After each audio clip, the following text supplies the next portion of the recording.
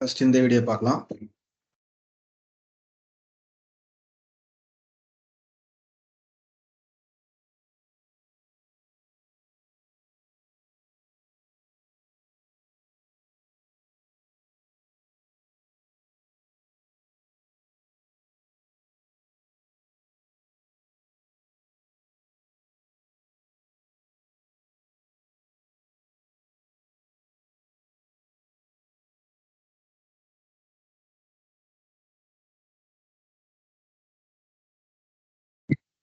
Bro voice கேட்கல.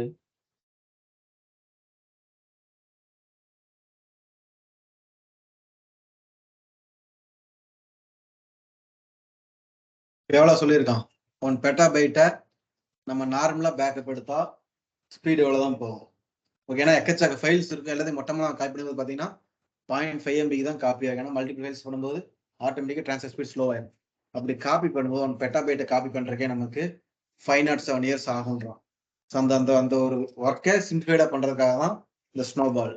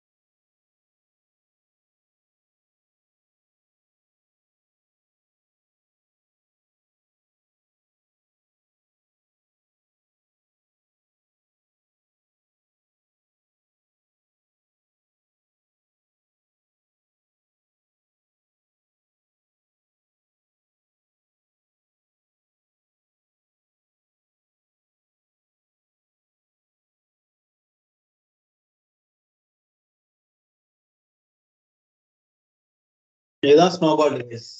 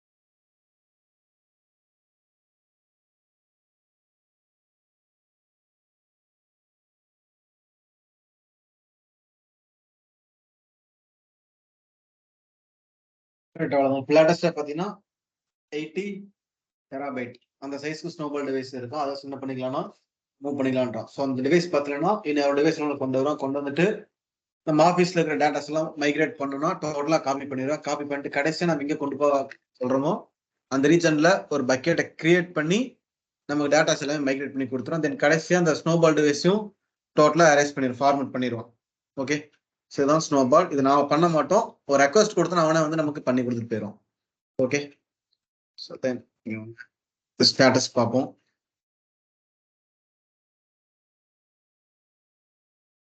தான் இருக்கு, டைம் எடுக்கும், 20 minutes பக்கம் டைம் எடுக்கும். வெயிட் பண்ணுவோம்.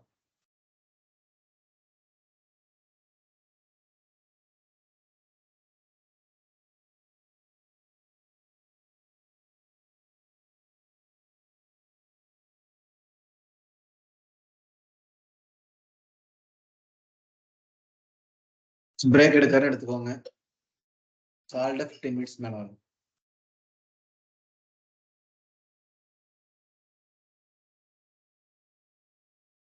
ஸ்னோபால் அவ்வளவுதான் முடிஞ்சிருச்சா இல்ல என்ன? ஸ்னோபால் அவ்வளவுதான், அந்த ஒர்க்கை நாம பண்ண முடியாது. ஜஸ்ட் ஸ்னோபால் எனக்கு தெரிஞ்சா போதும்.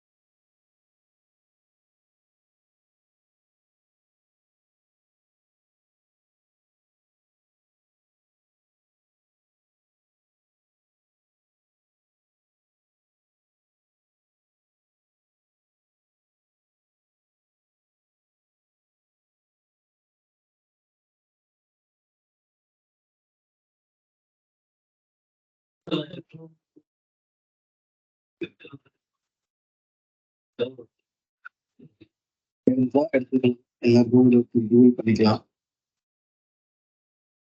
கத்துக்கணும், ஏதாச்சும் ஸ்கிரிப்டிங் லாங்குவேஜ் கத்துக்கோங்க.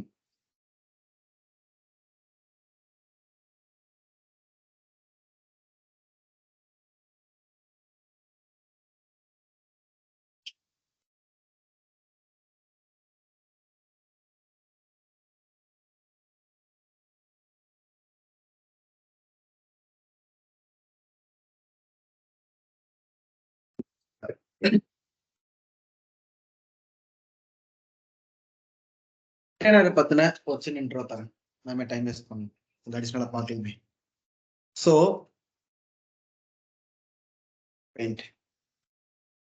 ஹைபரேஷன் இந்த மாதிரி இருக்குன்னு சொல்லியிருக்கேன். என்ன பண்ணலாம்னு சொல்லியிருக்கோம்னா, ஸோ இந்த மாதிரி VMware அப்படின்ற இந்த மாதிரி ஒரு டூல் இன்ஸ்டால் பண்றது மூலமா மல்டிபிள் ஓஎஸை ஹோஸ்ட் பண்ணிக்கலாம்னு சொல்லி.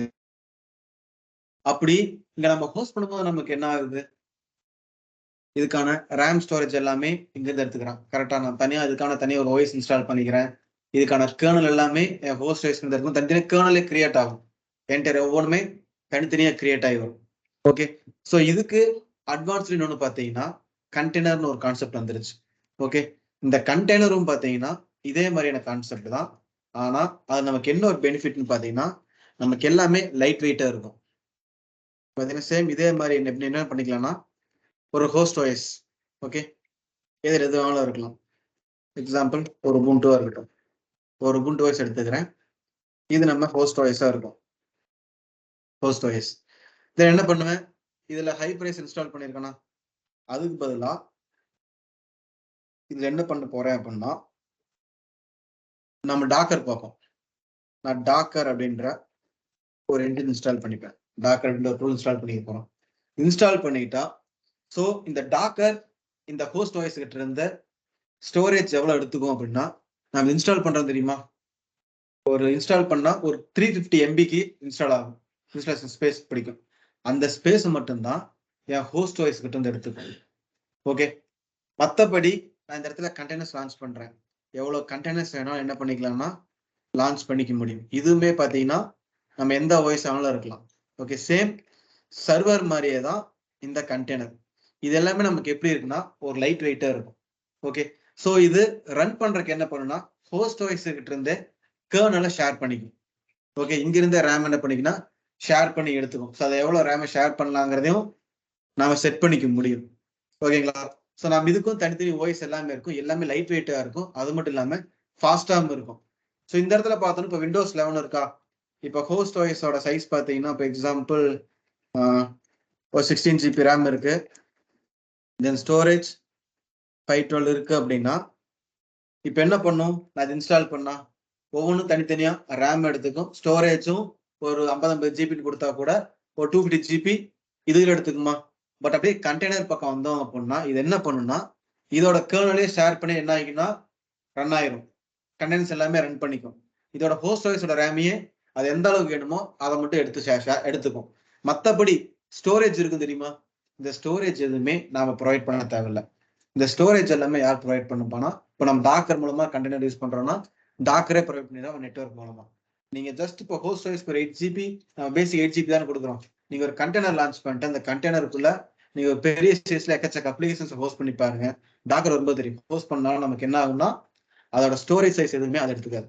ஓகே, ஸோ இப்போ எல்லாமே பார்த்தீங்கன்னா எல்லாருமே நம்ம என்ன பண்றோம்னா சர்வர்ஸ்ல இருந்து கண்டெய்னர் பக்கம் மைக்ரேட் ஆகி வந்துட்டு இருக்கோம். ஓகே, இப்போ எல்லாருமே கண்டெய்னர்ஸ் யூஸ் பண்ண ஸ்டார்ட் பண்ணாங்க. ஏன்னா அதுக்காக தனியாக சர்வர் ஹோஸ்ட் பண்ண தேவையில்லை. இப்போ நம்ம கிளவுடாவே இருக்கட்டும், கிளவுட்ல என்ன பண்றோம், ஒரு சர்வர்ஸ் லான்ச் பண்றோம். சர்வர்ஸ் லான்ச் பண்ணிட்டு அந்த சர்வர்ல ஒரு மிடில் இன்ஸ்டால் பண்ணிட்டு என்ன பண்ணுவோம்னா அதுக்கு மேல மல்டிபிள் டெப்ளாய்மெண்ட்ஸை பண்ணிக்கலாம்.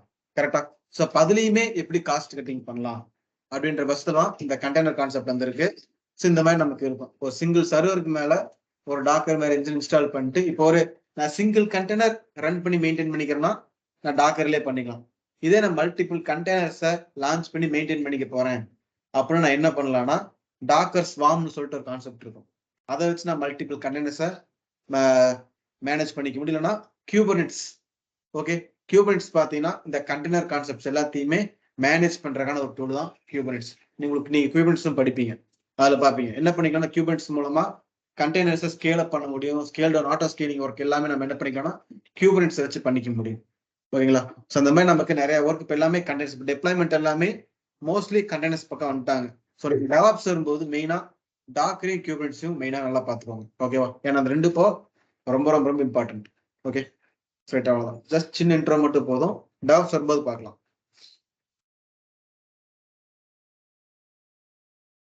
நம்ம எஸ்பில ஓஎஸ் அப்லோட் பண்ணதுக்கு அப்புறம் அதுல கமெண்ட் லைன் மட்டும் தான் பண்ண முடியுமா, டைரக்டா கமெண்ட் லைன் பண்ண முடியும்? கமெண்ட் லைன் மட்டும் தான் பண்ணணும். 39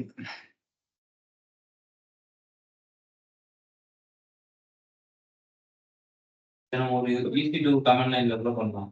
அந்த மிஷின்ல தான் பண்ணணும். எது வேணாலும் பண்ணலாம். இப்போ நீங்க ஒரு லினக்ஸ் சர்வர் லான்ச் பண்றீங்களா, லான்ச் பண்ணுங்க. இதே மாதிரி போய் AWS டிஃபால்ட்டா லினக்ஸ்ல இருக்கும், போய் இன்ஸ்டால் பண்ணிட்டு நீ கான்ஃபிகர் பண்ணீங்கன்னா அங்கிருந்துமே பண்ணலாம், ஒர்க் ஆகும். ஜஸ்ட் எதுனா கமெண்ட் லைன்ல பண்ணணும், அவ்வளவுதான். உங்க அக்கௌண்ட்டை கான்ஃபிகர் பண்ணிட்டீங்கன்னா போதும்.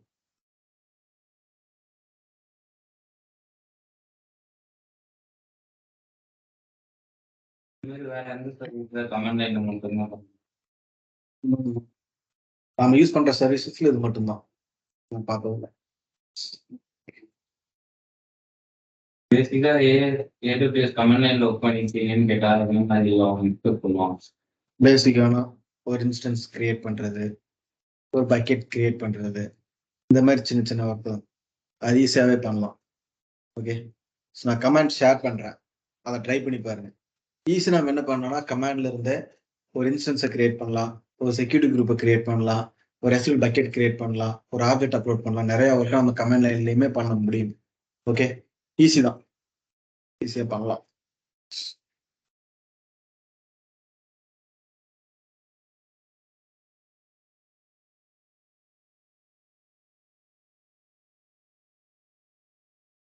கமெண்ட் லைன்ல போயிட்டு பெருசா இன்ஸ்டன்ஸ் எதுவும் பெருசா கிரியேட் எல்லாம் பண்றது மாட்டோம்.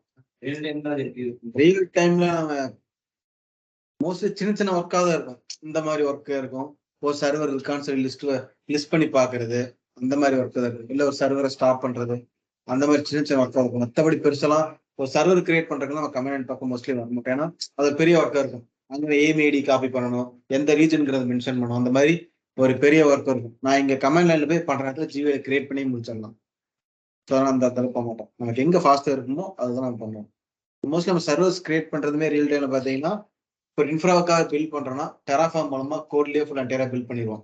ஏடு சார் இப்போ நீங்க விபிசி பார்த்துருப்பீங்களா? விபிசில இருந்து எல்லாமே இப்போ ஒரு 3 டயர் ஆர்கிடெக்சர், ஒரு 2 டயர் ஆர்கிடெக்சர் உள்ள என்ன கான்ஃபிகரேஷன்ஸ் எல்லாம் வரும். என்டையர் எல்லாத்தையும் என்ன பண்ணணும்னா கோடு மூலமாவே நம்ம கிரியேட் பண்ணிக்க முடியும். ஓகே, எல்லாமே பண்ணலாம் கோட்ல. அந்த மாதிரி தான் இருக்கும் ரியல் டைம்ல பண்ணலாம்.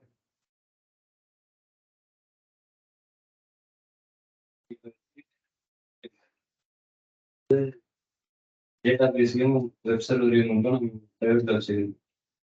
டேட்டா பேஸையும் ஆப் சர்வர். ஆப் சர்வர் மட்டும் நம்ம பிரைவேட்ல. இப்போ எக்ஸாம்பிள் ஒரு ஏடபிள்யூஎஸ்ல நான் ஒர்க் பண்ணிட்டு இருக்கேன். நான் வந்து பிரைவேட் வீட்டில் ஒர்க் ஃப்ரம் ஹோம் வந்து இருக்கேன். பிரைவேட் நெட்வொர்க்ல இப்போ நான் வந்து EC2 மிஷின்ஸ் வந்து நம்ம வந்து இப்போ எக்ஸாம்பிள் கோட் பைப் லைன் எடுக்கும்போது நம்மளுக்கு வந்து டெவலப்பர் வந்து EC2 வச்சிருக்காங்க. அவர் வந்து S3ல கோட் பண்ணிடுறாரு. இப்போ டெவலப்பர் வந்து ஒர்க் ஃப்ரம் ஹோம் இருக்காருன்னா அவர் எப்படி அந்த ரைட். நீங்க எந்த கிளவுட் யூஸ் பண்றீங்க? AWS. இப்போ நாம இங்க என்ன பண்றோம்? AWS. இப்போ நான் என்ன பண்றேன்? எந்த நெட்வொர்க்ல கனெக்ட் பண்ணிருக்கேன்? என் ஓன் நெட்வொர்க். நான் கிளவுடுக்குள்ள இருக்கிற இன்ஃப்ராவுக்கு தான் நான் பிரைவேட் நெட்வொர்க் கனெக்ட் பண்ணிருக்கேன். நான் கிளவுட ரீச் பண்ண எனக்கு எந்த நெட்வொர்க் தான் பரவாயில்ல. உள்ள என் இன்ஃப்ராக்குள்ள தான் அந்த நெட்வொர்க். வெளியே அதுக்கு இதுக்கு சம்மந்தம் இல்லை. ஓகேங்களா? இப்போ ஒரு டெவலப்பரே ஒர்க் பண்ண போறாருன்னா கிளவுடுக்கு உள்ள இருக்கிற சர்வருக்குள்ள அவருக்கு எந்த வேலையும் இல்லை. அவர் என்ன பண்ணுவாரு? டெவலப்பர் ஒர்க் பண்றதுனா கோடை ரெடி பண்ணுவாரு. கோடை ரெடி பண்ணிட்டு என்ன பண்ணுவாங்கன்னா அவருக்கு என்ன கோடு பில்ட் பண்றதுக்கான ஸ்டேஜ் மட்டும் செட் பண்ணி கொடுத்துருவாங்க. டெவாப்ஸ்ல ஆட்டோமேட்டிக்கா புஷ் பண்ணா பில்ட் ஆகும். டெப்ளாய்மெண்ட் ஒர்க் கிளைம் நாம தான் பார்ப்போம். டெவலப்பருக்கு ஒரு சர்வருக்குள்ள ஃபர்ஸ்ட் ஒர்க்கே இல்லை. ஓகே, அப்படியே பிரைவேட் நெட்வொர்க் பப்ளிக் நெட்வொர்க்னாலும் நீங்க ரொம்ப கன்ஃபியூஸ் பண்ணிட்டு இருக்கீங்க. ஓகே, அதுல எதுவுமே கிடையாது. விபிசி கான்செப்டே வேற, நம்ம நார்மலா யூஸ் பண்ண நெட்வொர்க் வேற. ஓகேங்களா? இப்ப வந்து கிளவுடுக்குள்ள நம்ம இப்ப நம்ம கிளவுட் ரீச் பண்றோம். நம்ம எப்படி ரீச் பண்றோம்? ஒண்ணும் இல்ல, விபிசி கிளாஸ் பார்த்திருப்பீங்களா? அதுல என்ன பண்ணிருப்பீங்க? விபிசியை கிரியேட் பண்ணிருப்பீங்க, சர்வர் லான்ச் பண்ணிருப்பீங்களா? நீங்க கிளவுடுக்குள்ள லான்ச் பண்ண சர்வர்ஸ்க்கு மட்டும்தான் அந்த பிரைவேட் சப்நெட், பப்ளிக் சப்நெட்லாம். நாம வெளியே இந்த ஆக்சஸ் பண்றதுல எந்த எந்த ஒரு ரெஸ்ட்ரிக்ஷனும் இல்லை. ஆக்சஸ் பண்ணிக்கலாம். நீங்க எங்க இருந்தாலும் ஒர்க் பண்ணலாம். அதெல்லாம் ப்ராப்ளம் இல்லை. டேரக்டா அந்த EC2 மிஷின் மட்டும் பிரைவேட்ல இருக்கிறத ஆக்சஸ் பண்ண முடியாது. பண்ணலாமே, ஆமா பண்ணலாம். மத்தவங்க பண்ண முடியாது. சர்வரை ஒர்க் பண்ணி கான்ஃபிகர் பண்றாங்க நாம போய் ஆக்சஸ் பண்ண முடியும். மத்தவங்க ஆக்சஸ் பண்ண முடியாது. நீங்க ரொம்ப காம்ப்ளிகேட்டடா ரொம்ப அட்வான்ஸ்டா யோசிக்கிறதுல கன்ஃபியூஸ் பண்ணிட்டு இருக்கீங்க. நீங்களே ஆக்சஸ் பண்ணலாம், நாம பண்ணலாம். யூசர்ஸ் தான் பண்ண முடியாது.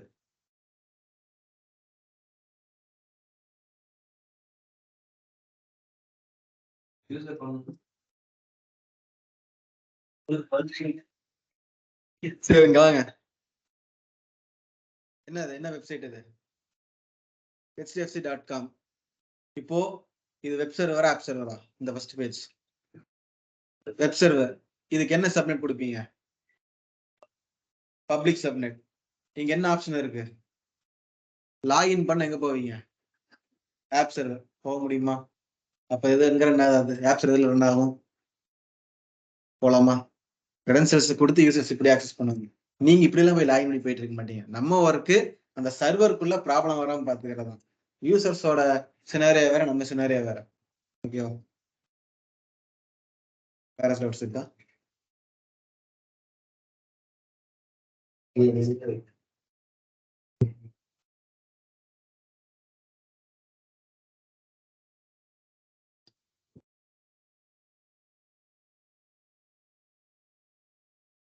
ஓகே, நாளை கிளாஸ் இருக்காது. உங்களுக்கு இன்னும் ஒரே ஒரு டாபிக் தான் பெண்டிங். ECS C7 KMS AWSல அது முடிஞ்சா AWS கம்ப்ளீட் ஆயிரும். தென் நெக்ஸ்ட் வீக்கே டெவலப் ஸ்டார்ட் பண்ணிடுவாங்க. ஓகேவா? தென் சாட்டர்டே ப்ராஜெக்ட் செஷன் இருக்கு. ஓகே, ஸோ நியர்லி ஒரு 3 to 4 hours செஷனாக இருக்கும். மார்னிங் 9 AM ஸ்டார்ட் ஆகும். அப்படியே ஒரு 1:30 வரைக்கும் போனாலும் போகலாம். ஓகே, நடுவில் பிரேக் இருக்கும். ஓகே, ஸோ தென் அது நீங்கள் என்னென்ன சர்வீசஸ் நீங்கள் பேசிக்காக ப்ரஷ் அப் பண்ணிட்டு வரணும்னா EC2, S3, IAM, SNS SQS CloudWatch, L53, RDS, ELB plus இதெல்லாம் ப்ரஷ் அப் பண்ணிக்கோங்க. ஓகே, ஏன்னா இதெல்லாம் இன்டெகிரேட் பண்ணி தான் ஒரு சின்ன ப்ராஜெக்டாக நீங்கள் பார்ப்பீங்க. AWS மட்டும் எப்படி ப்ராஜெக்ட் பண்ணலான்றத அதில் பார்ப்பீங்க. ஓகேவா? சர்வீஸ் எல்லாம் படிச்சுக்கோங்க. என்னென்னா வேற நோட் பேட்லையும் கொடுக்குறேன், நோட் பண்ணிடுங்க. EC2, S3, IAM, SNS SQS CloudWatch, then ELB, ASG, then RDS இதெல்லாம் பார்த்து யார் யார் போகல SNS SQS ஒரு சிலருக்கு மட்டும் போலியா? சரி, ஓகே, அப்போ அது நாளைக்கு பிளான் பண்ணிக்கலாம். நான் அப்டேட் பண்றேன், ஈவினிங் அப்டேட் பண்றேன். ஓகேவா? நான் செக் பண்ணிட்டு சொல்றேன். ஈஸ்ட் அட்வான்ஸ் கிடைக்குதா? சரி, அதை பார்த்துக்கலாம். ஸோ யார் யாருக்கு கிளாஸ் பெண்டிங்ன்றதை வாட்ஸ்அப் குரூப் அப்டேட் பண்ணுங்க. ஓகேவா? என்ன கிளாஸ் முடிஞ்சிருக்குன்னு பாருங்க, என்ன முடியலன்றதை அப்டேட் பண்ணுங்க, பிளான் பண்ணிக்கலாம்.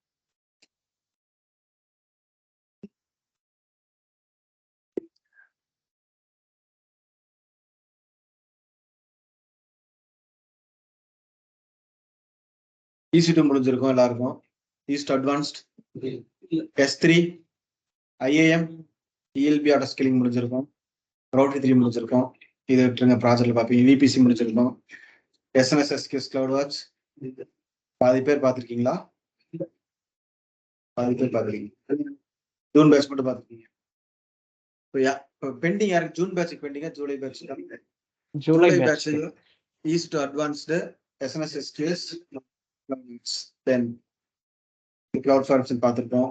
கிளவுட் ட்ரைல் பார்த்தாச்சு. RDS DynamoDB, VPC எல்லாம் பார்த்துருப்பீங்க. லேம்டா பார்த்துட்டீங்களா? ரெட் செட் பார்த்தாச்சு. CDCP பார்த்துருப்பீங்க. ஓகே, அப்போ ஜூலை பேட்ச்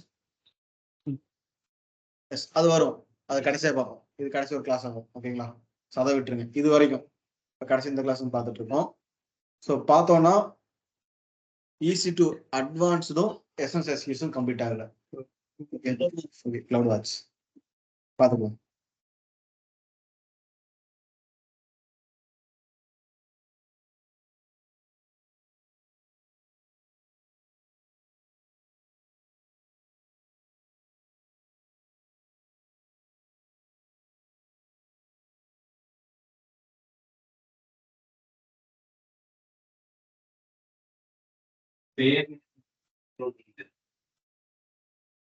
இப்போ 12 ஏங்கிறது அதுக்கு நீங்க அப்டேட் பண்ணுங்க. எப்படி கிரியேட் பண்ணுவீங்க? வெளியே கன்வெர்ட் ஆகிறத அது ஃபார்மேட் வேற, கிளவுடுக்குள்ள மட்டும்தான் இருக்கும்.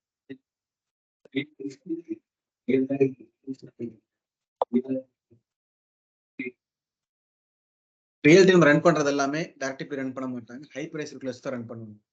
அது ஹை பிரைஸ்ல இருக்கிறதா மைக்ரேட் பண்ணுவாங்க. எதுவுமே டைரக்டிவ் ஹோஸ்ட் பண்ண மாட்டாங்க.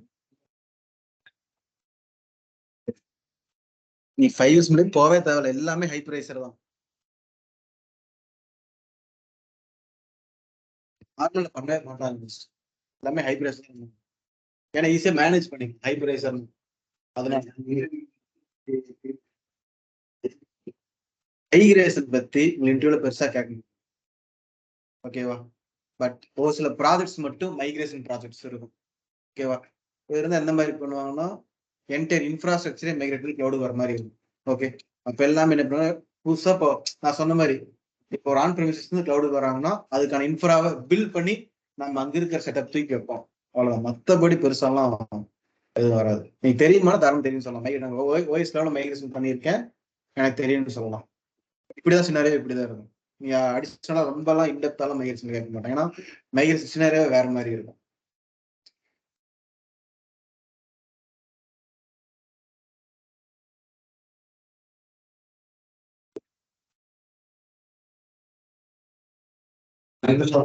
ஏடில இருந்து மைக்ரேட் பண்றாங்க, திரும்பி மட்டும் பண்ணுவாங்க, அந்த மாதிரி இருக்கும்.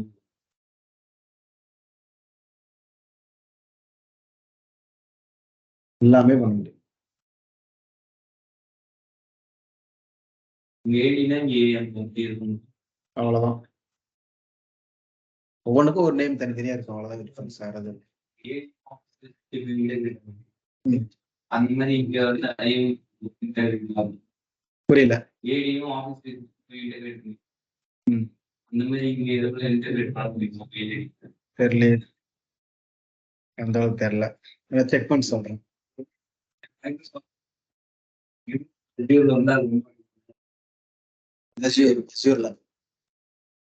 இதுல அந்த மாதிரி பார்த்தாதான் தெரியும். அஜூர் ஒர்க் பண்ணிருக்கீங்களா? வீடியோஸ் தான் பாருங்க. கூகுள் என்னென்னமோ பார்த்துட்டு இருக்காரு. வேற லெவல் இருக்காரா? ஆக்சுவலி எனக்கே அஜூர்லாம் தெரியாது. எனக்கு AWS மட்டும் தான் தெரியும்.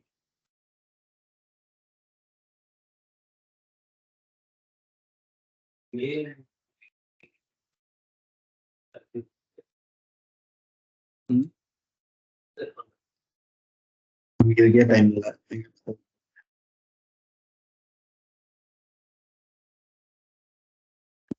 ஆகுது இன்னைக்கு. எப்போ 10 ஸ்டார்ட் பண்ணிருப்போமா?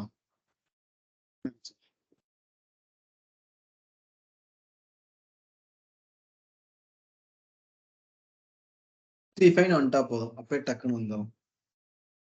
லோட் ஆயிட்டே இருக்கும்.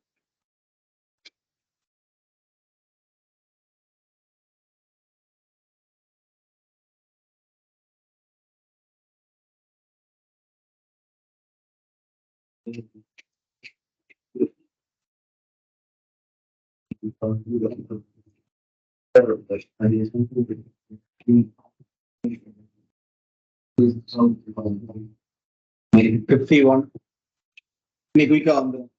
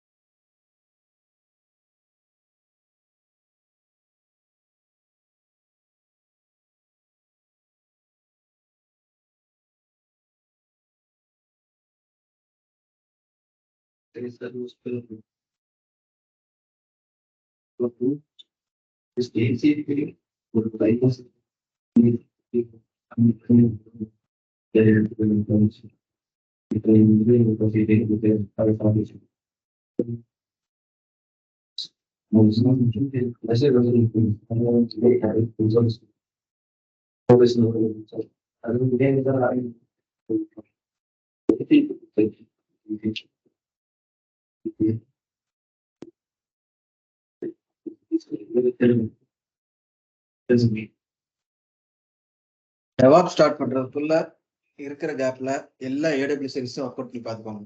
ஓகே, ஏன்னா டெவாப்ஸ் முடிஞ்சு வரும்போது புதுசா தெரியும். ப்ராக்டிஸ் பண்ண விட்டுட்டீங்கன்னா. ஏன்னா டெவாப்ஸ் பார்த்தீங்கன்னா அடுத்த ஒரு 1.5 months பக்கமா டெவாப்ஸ் மட்டும்தான் போகும். ஸோ அதுக்குள்ள கிடைக்கிற கேப் எல்லாத்துலயும் என்ன பண்ணுங்க, AWS ஃபுல்லா ஒர்க் அவுட் பண்ணி பார்த்துக்கோங்க. மெயினா நாளைக்கு ப்ராஜெக்ட் என்ன டாபிக்ஸ் பார்ப்பீங்களோ கூட VPC.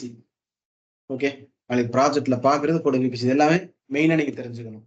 ஓகே, ஏன்னா interview point of view questions இருந்தா நீங்க ப்ராஜெக்ட்ல பாக்குறது தான் கொஸ்டின்ஸே வரும். பெருசாக மற்ற எதுவுமே வராது. நீங்க ப்ராஜெக்ட் என்ன பாக்குறீங்களோ அந்த சர்வீஸ் எல்லாமே உங்களுக்கு தெரிஞ்ச அளவுக்கு பேசிக்ல இருந்து கொஞ்சம் அட்வான்ஸ்டா. ஓகே, அதை கொஞ்சம் ப்ரிப்பேர் பண்ணிக்கோங்க எல்லாமே.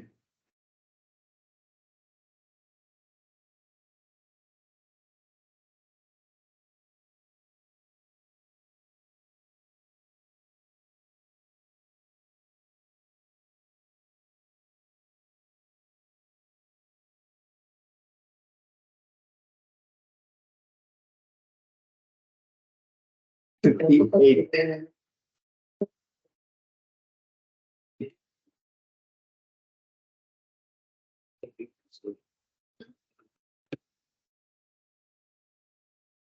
Sometimes like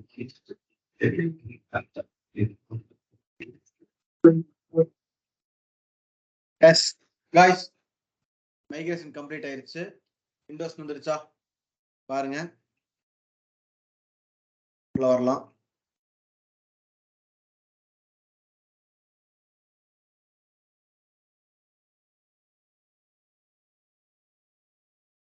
EC2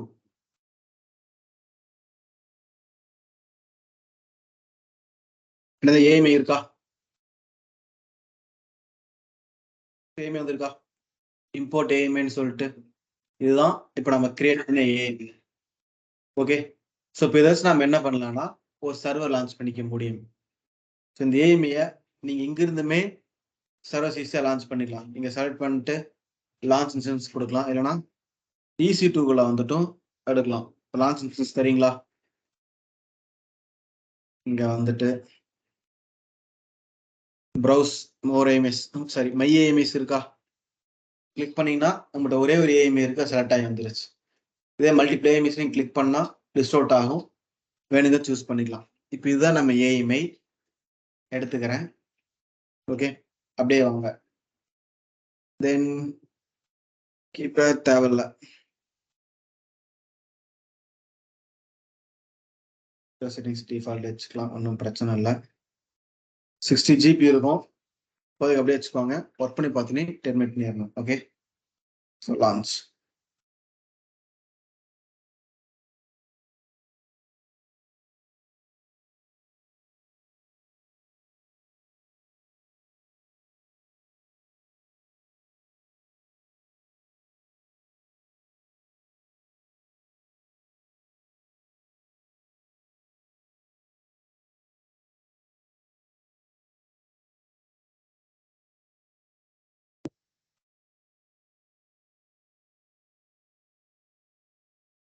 இது ஆக்சுவலாக நம்ம என்ன பண்ணுறோம்னா என்டையர் சர்வர் உள்ள இருக்கிற எல்லாமே டேட்டாஸோட மைக்ரேட் ஆகி வரும், ஒரு ஓஎஸ்ல மைக்ரேட் பண்ணுறோம். இப்போ நம்ம சிம்பிளாக வெறும் எம்டி ஓஎஸ் மட்டும் தான் பண்ணுறோம். ஓகே, ஸோ இப்போ இதில் என்ன இருக்குமோ அது எல்லாமே இதுக்குள்ளேயும் அப்படியே இருக்கும். ஓகே, நம்ம இந்த ஓஎஸ் வச்சிருந்தோமா, இதெல்லாம் சரி ஃபைல்ஸ் ஸ்டோர் வச்சு தான் அந்த ஃபைல்ஸோட சேர்த்து நம்ம எக்ஸ்போர்ட் பண்ணியிருக்கோம்னா அதுவுமே சேர்த்து தான் வரும். நம்ம வந்து என்டையர் மைக்ரேஷன் தான் பண்ணுறோம். ஸோ ஒரு ஓஎஸ் லெவல் மைக்ரேஷன். ஓகே, இப்போ ரியல் டைமில் சைஸ் பெருசாக இருக்கும். இப்போ நம்ம பண்ண மாதிரி குயிக்காக நடக்காது, ரொம்ப நேரம் போகும். ஓகே, ஒரு ஹார்ஸ் டேஸ்லாம் நடக்கும். ஆக்சுவலாக மைக்ரேஷன் ப்ராஜெக்ட் எடுத்தாலே ரொம்ப நாள் இழுத்துட்டு போகும். குயிக்கெல்லாம் யாருமே அவ்வளோ சீக்கிரம் மைக்ரேஷன் ப்ராஜெக்ட் ஸ்டார்ட் பண்ணிட்டாங்கன்னா முடிக்க மாட்டாங்க. மோஸ்ட்லி ஒரு சில ப்ராஜெக்ட் பார்த்தீங்கன்னா நடுவில் ட்ராப் பண்ணிடுவாங்க. அவங்க டெட்லைன் வச்சிருப்பாங்க, இந்த டைம்குள்ள மைக்ரேட் பண்ணிடலாம்னு சொல்லிட்டு. அந்த டெட்லைன் பக்கம் முடிக்க முடியலன்னா அப்படியே ட்ராப் பண்ணிடுவாங்க. மோஸ்ட்லி மைக்ரேஷன் ப்ராஜெக்ட் அந்த மாதிரி நிறைய நடந்திருக்கு. ஏன்னா ஃப்ரெண்ட்ஸ் நிறைய பேர் ஏடபிள்யூஎஸ் ஒர்க் பண்ணுறாங்க, தெரியும். சொன்னதெல்லாம் என்னன்னா ஒரு சில ப்ராஜெக்ட்ஸ்லாம் பண்ணிடுறாங்க. ஒரு சில ப்ராஜெக்ட் என்ன பண்ணுவாங்கன்னா ஸோ டைம் அதிகமாகுதுன்னு சொல்லிட்டு அப்படியே ட்ராப் பண்ணிடுவாங்க, பின்னாடி பார்த்துக்கலாம் அப்படின்னு அப்படியே ட்ராப் பண்ணிடுவாங்க. அதோட இது வரைக்கும் அப்படியே முடிச்சிருவாங்க. அந்த மாதிரி நடக்கும் மைக்ரேஷன்லாம்.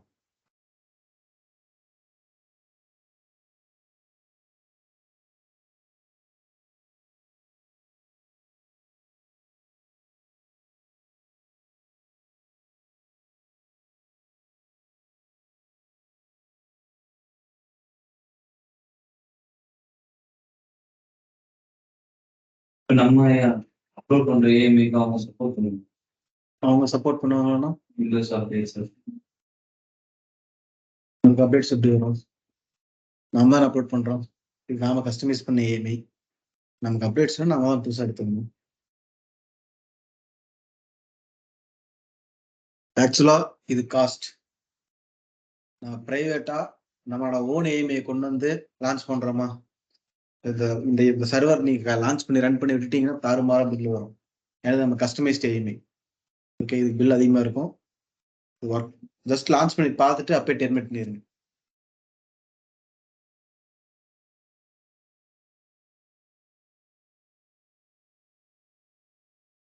அது ரெடியா டைம் ஆகும்.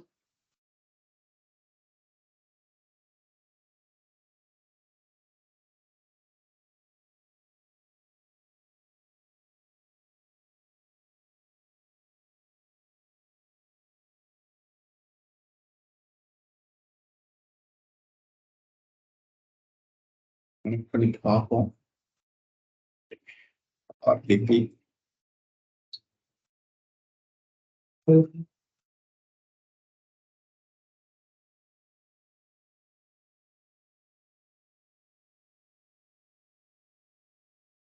டிஎன்எஸ் மட்டும் எடுத்துக்கோங்க.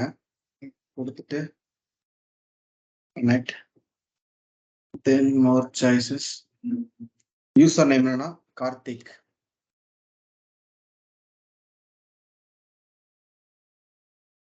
பாஸ்வேர்ட் 1 2 3 4 5 6 7 8 அதான் பாஸ்வேர்ட். ஓகே,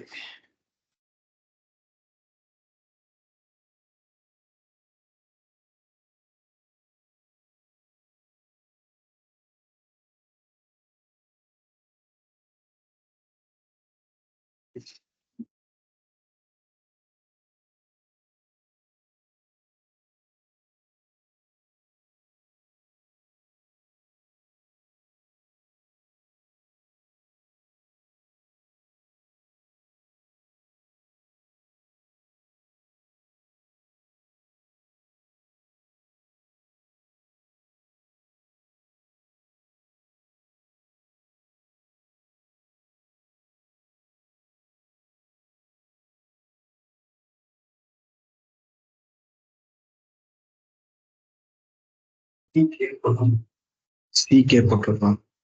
டிஹெச்ஐகே.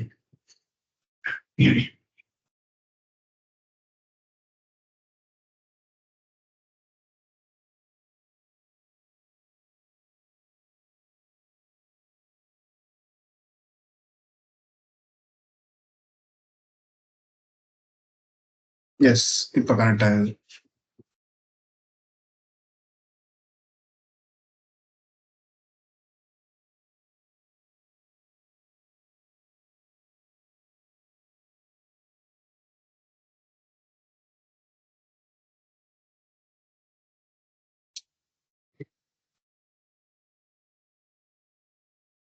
பார்த்தீங்கன்னா அவ்வளோதான். ஸோ நம்ம வெளியே இருந்த ஒரு ஓஎஸை கிளவுடுக்குள்ள மைக்ரேட் பண்ணி கொண்டு வந்திருக்கோம். அதை வச்சும் ஒரு சர்வரும் லான்ச் பண்ணியாச்சு. இதுலயும் பார்த்தீங்கன்னா இன்டர்நெட் கனெக்ட் எல்லாமே இருக்கும். இதுக்கான கனெக்ஷன் இப்போ யார் தருவான்னா அமேசான் தருவான். ஓகேங்களா, ஜஸ்ட் ஏஎம்ஐ மட்டும் நம்ம அங்கே எடுத்திருக்கோம். கான்ஃபிகரேஷன் சேஞ்ச் பண்ணா கூட சேஞ்ச் பண்ணி லான்ச் பண்ணிக்க முடியும். ஓகேங்களா, ஸோ இவ்வளோதான் மைக்ரேஷன். Any doubts? வெயிட் பண்ணதே புதுசாக இருந்தீங்களா? சரி, ஓகே, ரைட். ஸோ மறக்காம சாட்டர்டே ஃபர்ஸ்ட் ஒர்க் ஃபர்ஸ்ட் நீங்க என்ன பண்ணணும்னா இதை முடிச்ச உடனே டெர்மினேட் பண்ணிருங்க.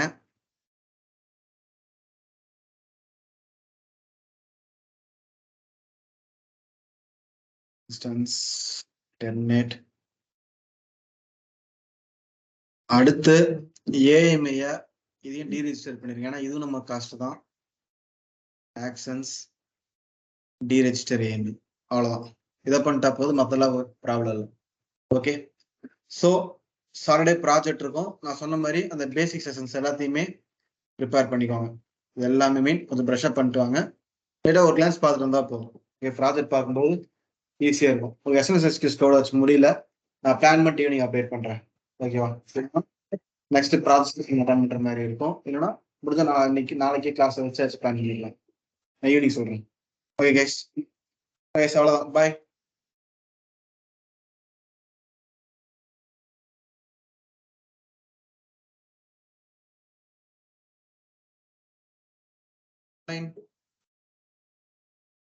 போயிட்டாங்க இப்போ. அவங்க டவுட் கேட்காத போய் நினைச்சேன்.